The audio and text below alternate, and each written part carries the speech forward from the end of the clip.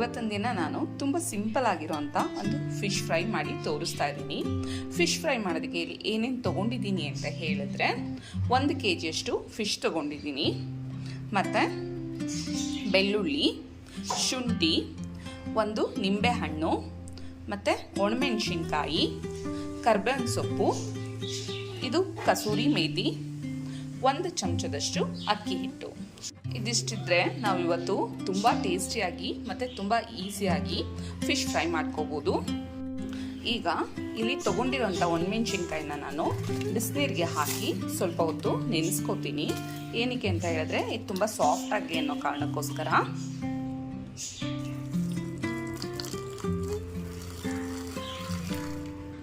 ಇದು ಪೂರ್ತಿಯಾಗಿ ಸ್ವಲ್ಪ ಹೊತ್ತು ನೆನಿಬೇಕಾಗತ್ತೆ, ಹಾಗಾಗಿ ಒಂದು ತಟ್ಟೆ ಮುಚ್ಚಿ ನಾನು ಇದನ್ನು ಬಿಟ್ಬಿಡ್ತೀನಿ. ಈಗ ಇಲ್ಲಿ ಒಂದು ಮಿಕ್ಸಿ ಜಾರ್ಗೆ ಕರ್ಬೇವಿನ ಸೊಪ್ಪು ಹಾಕ್ಕೊಂಡಿದ್ದೀನಿ, ಮತ್ತು ಬೆಳ್ಳುಳ್ಳಿ ಹಾಕೋತಾ ಇದ್ದೀನಿ, ಜೊತೆಗೆ ಶುಂಠಿ, ಇದೆಲ್ಲವನ್ನು ಮಸಾಲಾಗೋಸ್ಕರ ತೊಗೊಂಡಿದ್ದೀನಿ. ಮತ್ತು ಇದ್ರ ಜೊತೆಗೆ ಈಗಾಗಲೇ ನಾನು ನೆನೆಸಿಟ್ಕೊಂಡಿದ್ದಂಥ ಒಣಮೆಣಸಿನ್ಕಾಯಿನೂ ಕೂಡ ಇದ್ರ ಜೊತೆ ಸೇರಿಸ್ಕೊತಾ ಇದ್ದೀನಿ.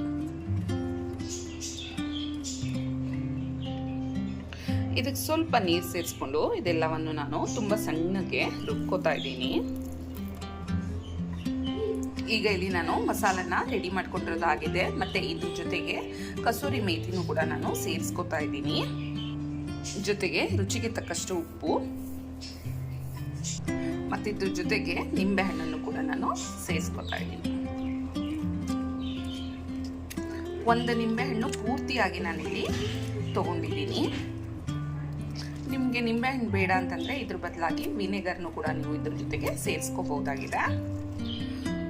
ಮತ್ತು ಇದ್ರ ಜೊತೆಗೆ 1 ಚಮಚದಷ್ಟು ನಾನಿಲ್ಲಿ ಅಕ್ಕಿ ಹಿಟ್ಟು ತಗೊಂಡಿದ್ದೀನಿ, ಅದನ್ನು ಕೂಡ ಇದ್ರ ಜೊತೆ ಸೇರಿಸ್ಕೊಂಡು ಪೂರ್ತಿ ನೀಟಾಗಿ ಕಲಿಸ್ಕೊತೀನಿ.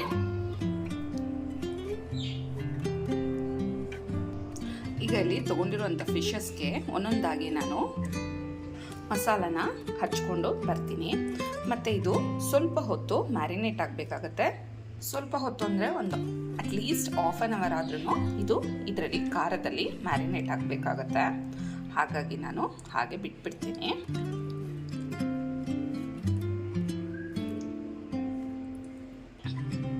ಇದೇ ರೀತಿಯಾಗಿ ಎಲ್ಲ ಫಿಶಸ್ಗೂ ಈಗ ನೀವು ನೋಡ್ತಾ ಇರ್ಬೋದು, ನಾನೆಲ್ಲ ಫಿಶಸ್ಗೂ ನೀಟಾಗಿ ಏನು ಮಸಾಲ ರೆಡಿ ಮಾಡ್ಕೊಂಡಿದ್ದೆ ಅದನ್ನು ಮ್ಯಾರಿನೇಟ್ ಮಾಡಿ ಇಟ್ಟಿದ್ದೀನಿ. ಇದು ಈಗಾಗಲೇ ಇದು ಮ್ಯಾರಿನೇಟ್ ಆಗಿದೆ. ಮತ್ತು ಇಂಥ ಟೈಮಲ್ಲಿ ನಾನು ಸ್ವಲ್ಪ ಜೀರಿಗೆ ಪುಡಿ ಸೇರಿಸ್ಕೊತಾ ಇದ್ದೀನಿ. ಇದ್ರ ಜೊತೆಗೆ ಗರಂ ಮಸಾಲಾನು ಕೂಡ ಸೇರಿಸ್ಕೊತಾ ಇದ್ದೀನಿ. ಮೊದಲೇ ಇದನ್ನು ಮ್ಯಾರಿನೇಟ್ ಮಾಡಿಟ್ರೆ ಇದ್ರದ್ದು ಘಮ ಎಲ್ಲ ಹೊಟ್ಟೋಗ್ಬಿಡುತ್ತೆ ಅಂತ ಹೇಳಿ ನಾನು ಈಗ ಸೇರಿಸ್ಕೊತಾ ಇದ್ದೀನಿ.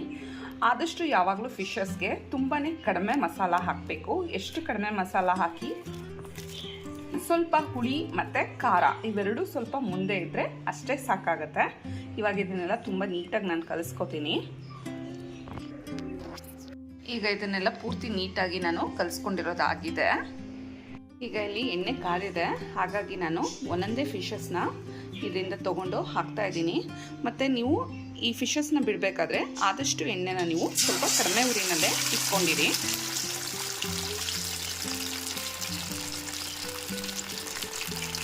ಆ್ಯಕ್ಚುಲಿ ಇದನ್ನು ಶಾಲೋ ಫ್ರೈ ಕೂಡ ಮಾಡ್ಕೋಬೋದು, ಇಲ್ಲ ನಿಮಗೆ ಇಷ್ಟ ಆಗಲ್ಲ ಅಂತ ಹೇಳಿದ್ರೆ ಡೀಪ್ ಫ್ರೈ ಕೂಡ ಮಾಡ್ಕೋಬೋದು.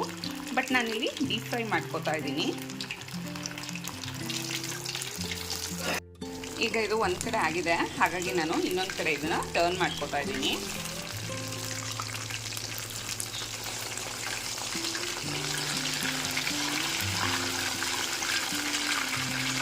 ಹೀಗೆ 2 ಕಡೆ ಟರ್ನ್ ಮಾಡಿಕೊಂಡು ನೀಟಾಗಿ ನೀವು ಇದನ್ನು ಬೇಯಿಸ್ಕೋಬೇಕಾಗತ್ತೆ.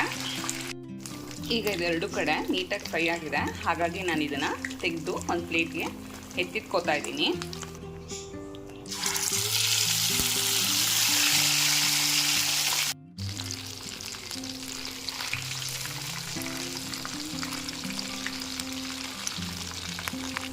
ಈಗ ಇದು ಕೂಡ ಆಗಿದೆ, ಹಾಗಾಗಿ ಇದನ್ನು ನಾನು ಒಂದು ಸರ್ವಿಂಗ್ ಪ್ಲೇಟ್ಗೆ ಹಾಕಿ ತೋರಿಸ್ತೀನಿ ಯಾವ ರೀತಿಯಾಗಿ ಬಂದಿದೆ ಅಂತ ಹೇಳಿ.